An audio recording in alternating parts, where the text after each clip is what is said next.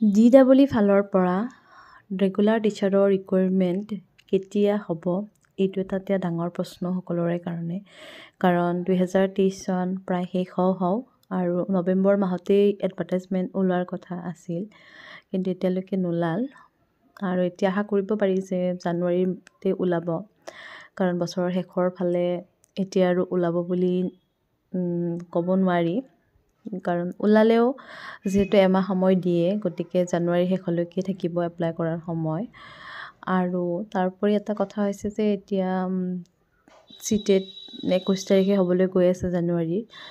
যিখিনি আগতে TET pass কৰি থোৱা আৰু যাৰ নম্বৰ কম আছে, গতিকে তেওঁলোকে এইবাৰ ভাবিছিল যে এইবাৰ ৰিকুৱাৰমেণ্টত হয়তো গোটেইখিনিয়ে সোমাই যাব।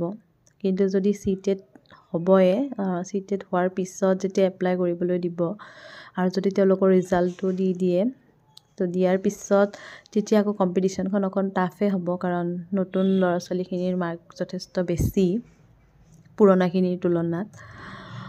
তাৰোপৰি আৰু এটা কথা দেখিবলৈ পোৱা গৈছে যে ৰেগুলাৰ কৰিবলৈ ওলাইছে যিখিনি কণ্ট্ৰেকচুৱেল টিচাৰৰ, আৰু তেওঁলোককো যিহেতু কৈছে এপ্ৰিলৰ 1 তাৰিখৰ পৰা তেওঁলোকৰ নতুন জইনিং হ'ব। গতিকে জানুৱাৰীত তেওঁলোকৰো এপ্লাইৰ কাৰণে এটা হয়তো কিবা পৰ্টেল খুলিব বা সেনেকুৱা কিবা এটা ক্ৰাইটেৰিয়া কৰিব। গতিকে এতিয়া ক'ব পাৰি যে একেলগে ৰেগুলাৰ টিচাৰখিনিৰ মানে কণ্ট্ৰেকচুৱেল টিচাৰখিনিৰ ৰেগুলাৰ কৰাৰ কাৰণে যিখিনি নিয়মাৱলী হ'ব, সেই সময়তে হয়তো এই নতুন এডভাৰটাইজখিনিও উলিয়াই দিব আৰু দুইটা কাম হয়তো একেলগে হ'ব পাৰে।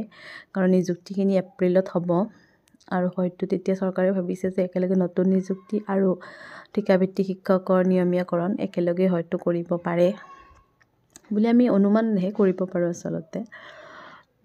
আৰু তাৰোপৰি এটা কথা, এতিয়া কিছুমান ছ'চিয়েল মিডিয়াতে আমি গম পাই আছোঁ যে যিখিনি টেট পাছ কৰি থোৱা প্ৰাৰ্থী আছে, তেওঁলোকে সঘনাই মন্ত্ৰী বিধায়ক হওক বা অফিচৰ মানুহক এনেকৈ লগ কৰি যোনে যেনেকৈ পাৰে কৈ আছে যে নিযুক্তিৰ যিখিনি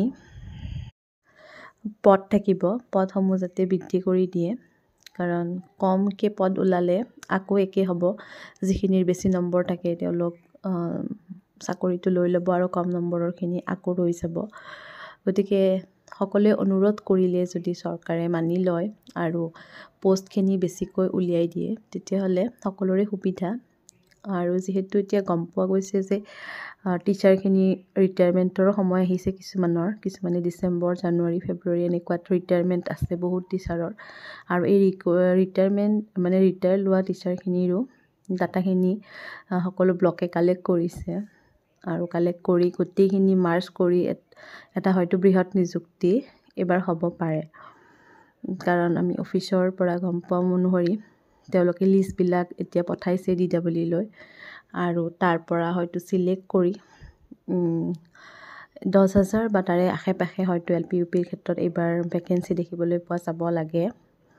আৰু 10,000তকৈ বেছি দিলে আৰু ভাল, কাৰণ আপোনালোকৰ যিখিনি কম নম্বৰ থাকে সেইখিনি আৰু ভাবিব লগা নহয় যে চাকৰিটো পাম নে নাই বুলি। কিছুমানে হয়তো বহুত টেনশ্যনতে আছে, কিন্তু এনেকুৱা ইমান টেনশ্যন লোৱাৰ প্ৰয়োজন নাই। যি হ'ব ভালেই হ'ব বুলি ভাবিয়ে আচলতে ৰ'ব লাগিব।